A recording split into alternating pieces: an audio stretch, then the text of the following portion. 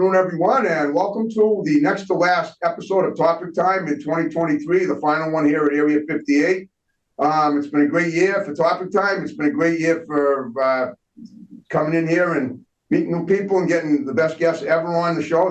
They've all been great. Now 2024 is going to be my 14th year of doing the show. I cannot believe that.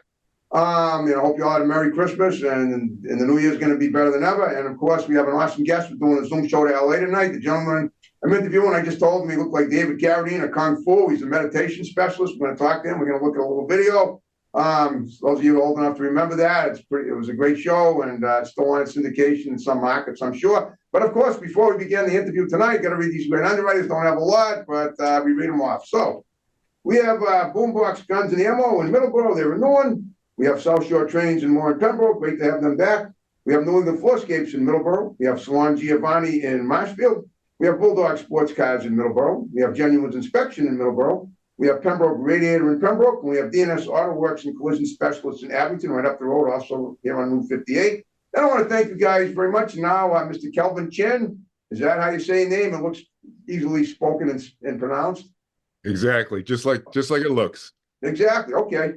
And you've been doing transcendental meditation for 50 years. That's what you told me the other day. Well, I learned transcendental meditation as taught by Maharishi Mahesh Yogi in 1970. When I was in college. Yeah, but I was an international leader with his organization for about 10 years, and then they went off in a different direction, and I moved away from them. But no, yeah, I started out with TM. Yeah.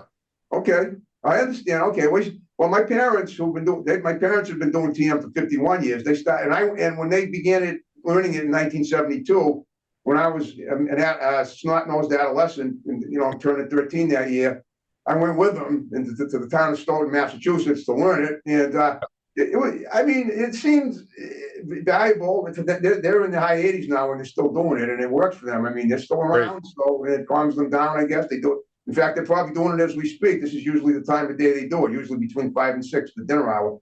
And then they must have no interruptions when they do it. I tried it, and the mantra, that was a little tough for me to continue, and then eventually I just didn't do it anymore. But I appreciate the fact that it helps my parents, because it's nice to have them around at my age too, as well as theirs, obviously.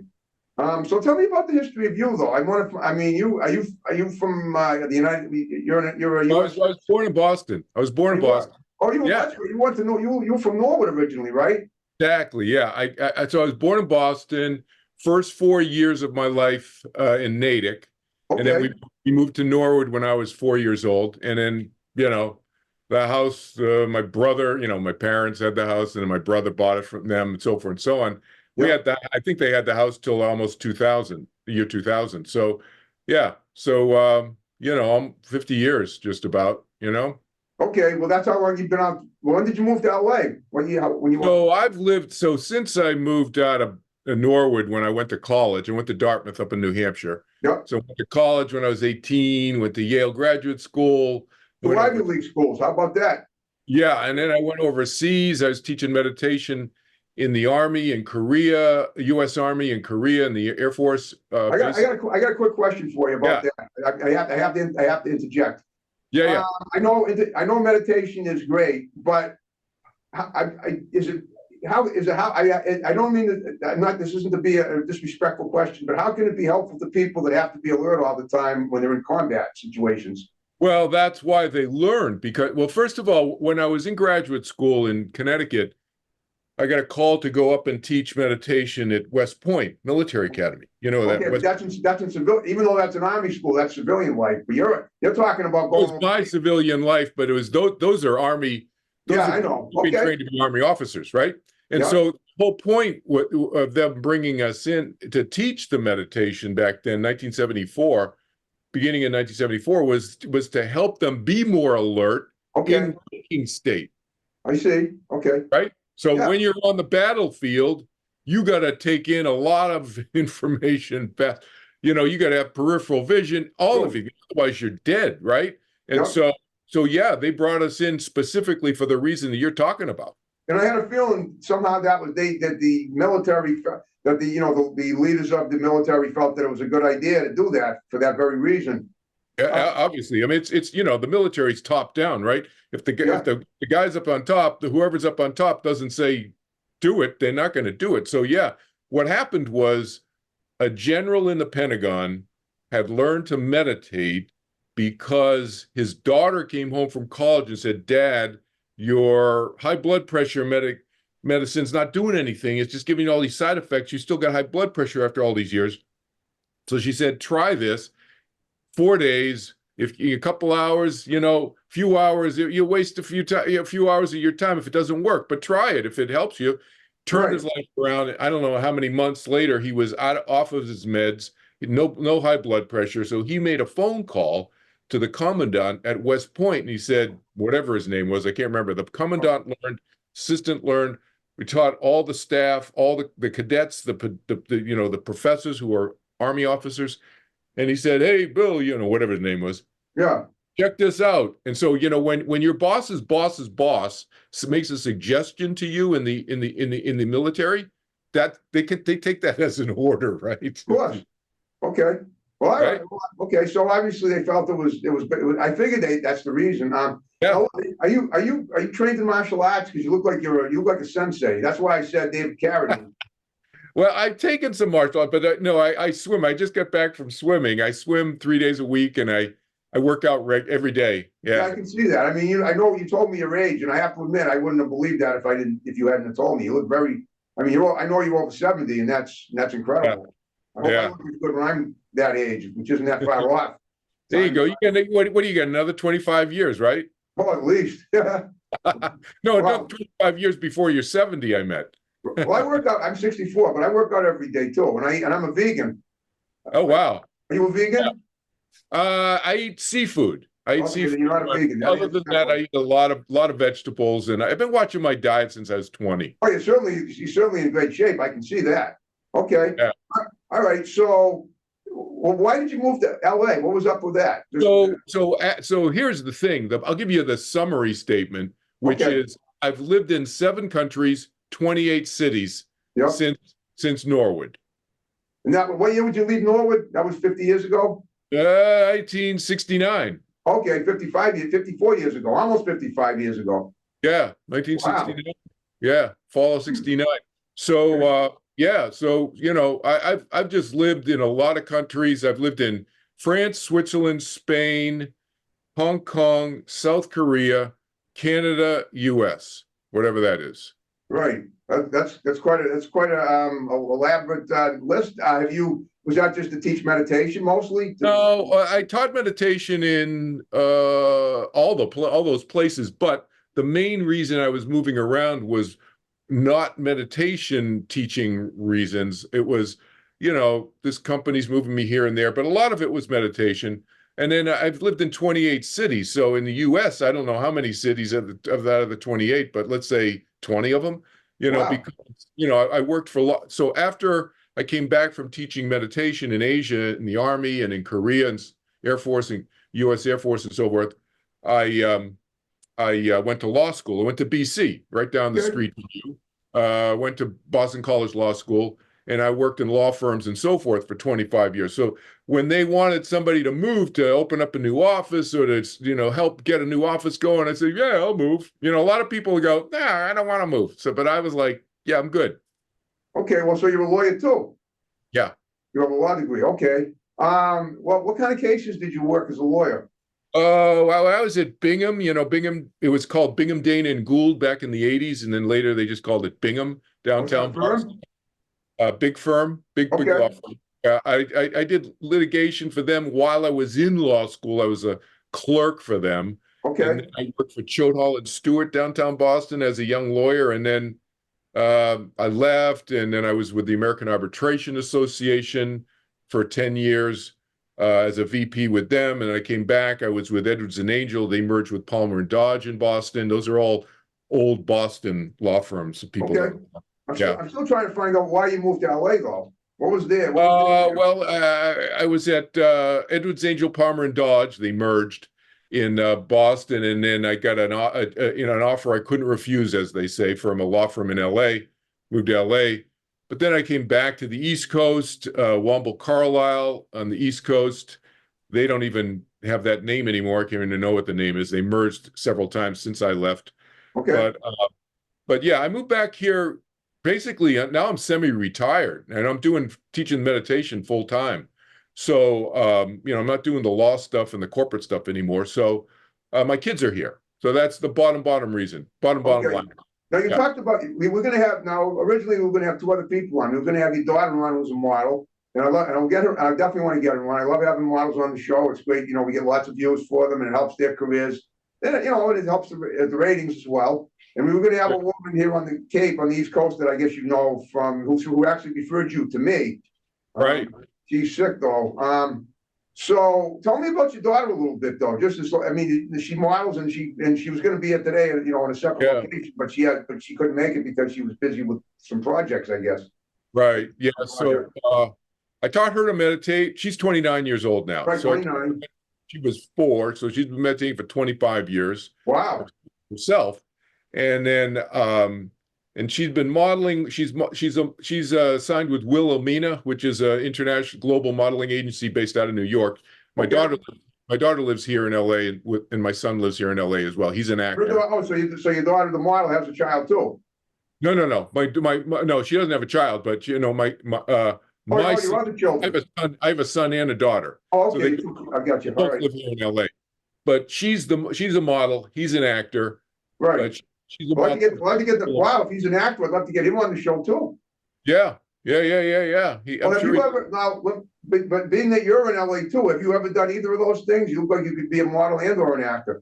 That's funny, thanks. But actually, I've done voiceovers. I've done some voiceover work. Okay. And I one of my voices, one of my voices went to the Cannes Film Festival. Over in France.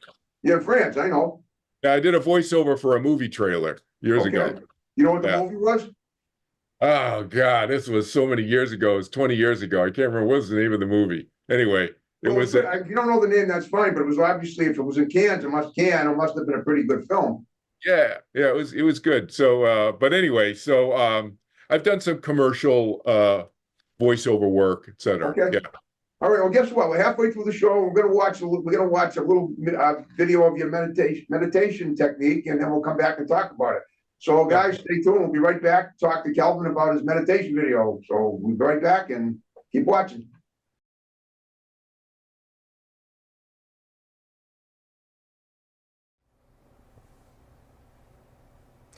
Hi, my name's Kelvin Chin, and we're talking because you're interested in potentially learning meditation. So I thought I'd just tell you a little bit about meditation as I teach it. So I've been teaching meditation for more than 40 years now, and I've taught thousands of people around the world.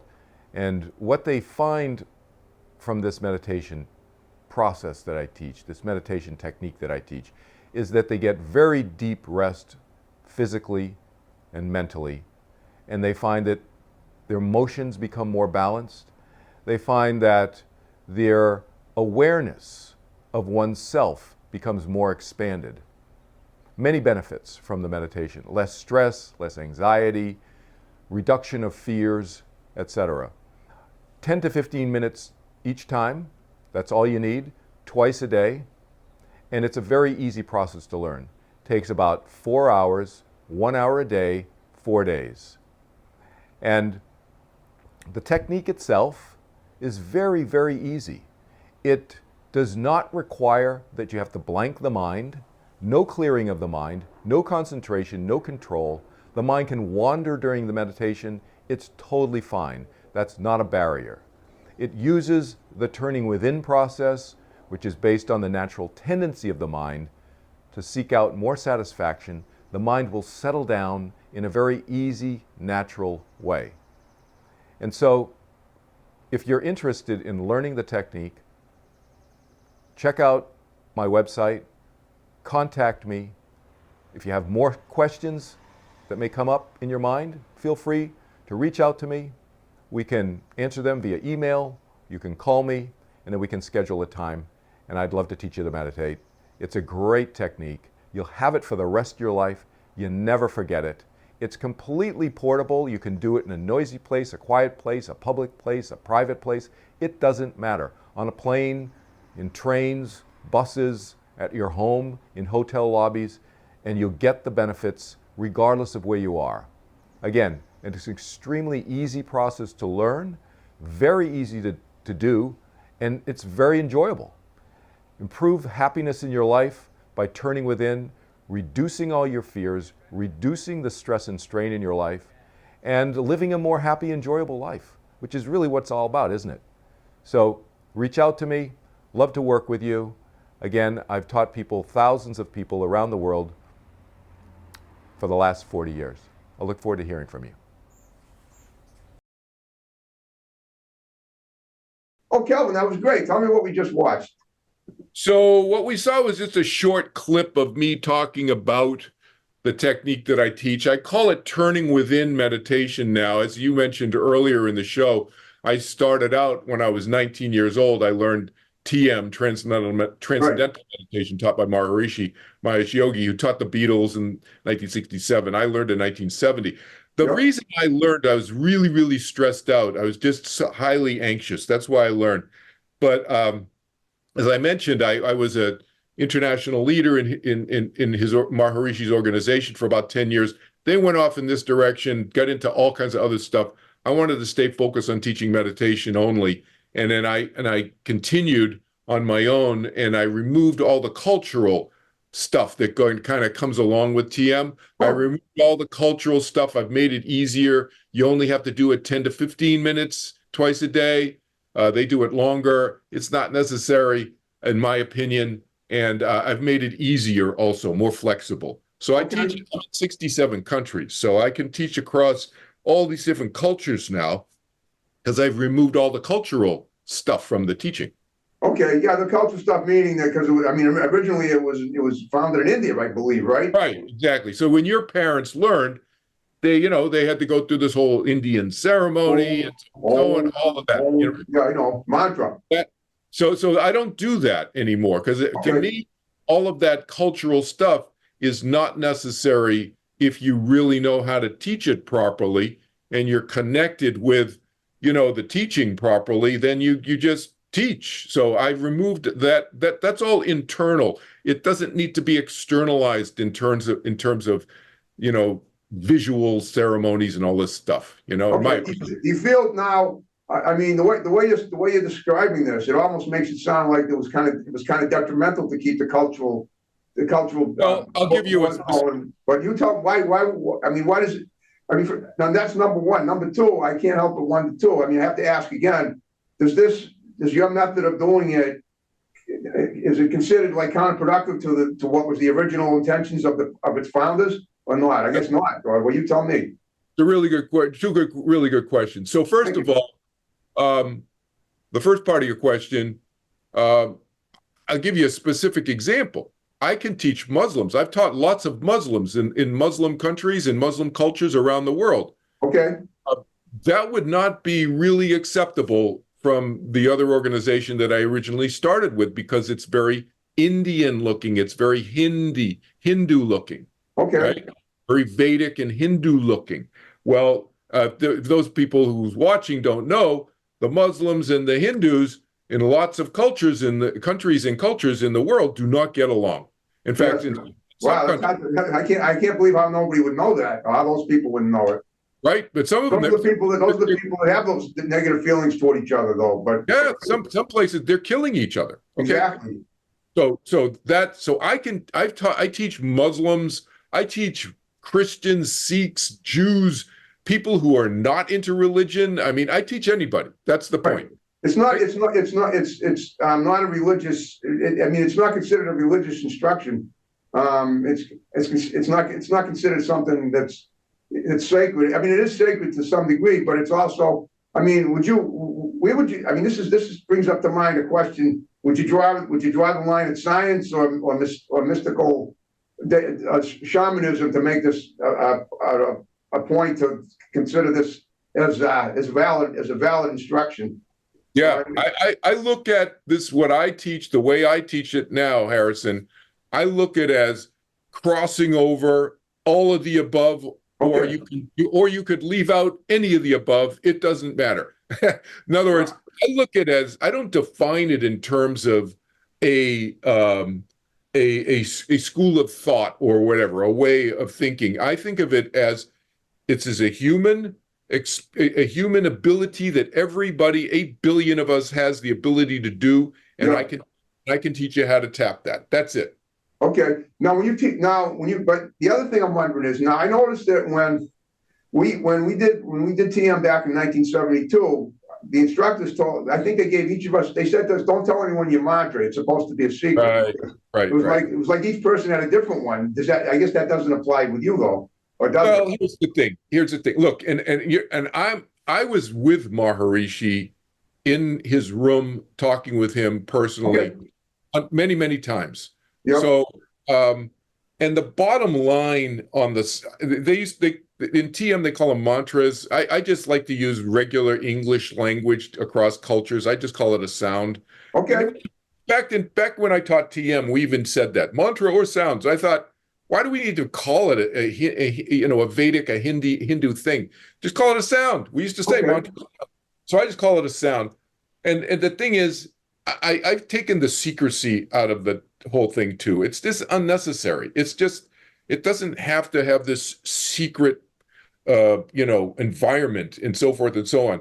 It's just like, I explain to people why. And the reason the sound is a useful tool in the technique and not the goal to be thinking, as it is in some meditation techniques. It's not the goal to be thinking it all the time. No, there's no focusing and controlling and holding on to anything, including the sound. But the value of it is it gives your mind something to think, but it doesn't direct your mind. Okay. It doesn't direct your mind, right? Because it has no meaning. Meaning directs the mind. If I'm thinking the word P-E-N in English, Right. pen, I'm thinking, oh, is it the blue pen? Is it the gel pen? Is it the black pen? Oh, give me some paper. Or what do I get to write about? My mind goes in those directions. Yep. That's what meaning does, right? Yep. So in meditation, the way I teach it, and I've changed some of the teaching and the languaging of how I teach it. I'll come back to your other part of your question in a second. Okay.